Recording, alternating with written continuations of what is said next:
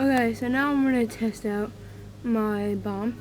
It's this one on the left, and hopefully it's gonna turn up pretty good. Let's do it.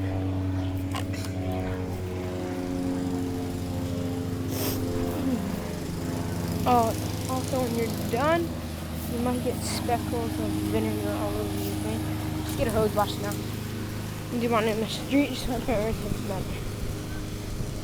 So usually what's gonna happen is you're gonna just chuck it up and then wait until you get looser. And next you're just gonna bring it down on the floor. So it's gonna look something like this.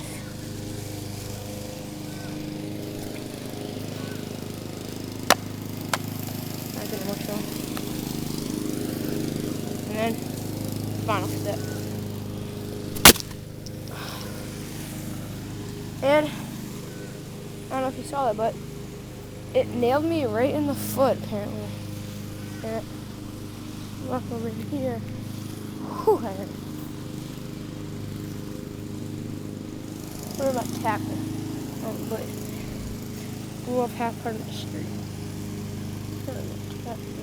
Here somewhere. Oh, well, let's just go back and find the bottle. Not that fun. That's what my foot was. It's close anyway.